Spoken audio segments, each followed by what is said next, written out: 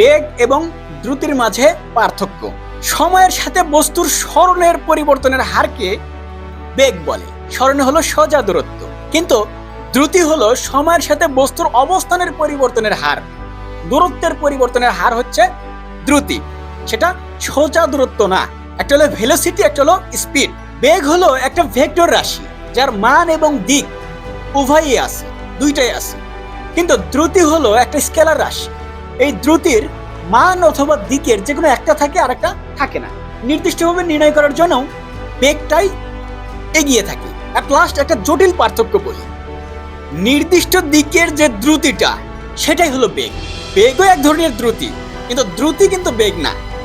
নির্দিষ্ট দিকে যে দ্রুতি হয়, অর্থাৎ যেটার সাথে সরণের সম্পর্ক আছে, সেটাই হলো বেগ। কিন্তু বস্তুর বেগের যে মান, এটাকে আমরা দ্রুতি হিসেবে বিবেচনা করতে পারি। বস্তুর বেগের মানটাও এক ধরনের দ্রুতি। বেগটা হলো সুনির্দিষ্ট, কিন্তু দ্রুতিটা সুনির্দিষ্ট নয়। আমরা কি বলতে পারি, দ্রুতি, বেগটা এক ধরনের দ্রুতি, কিন্তু সকল দ্রুতি এক ধরনের বেগ নয়।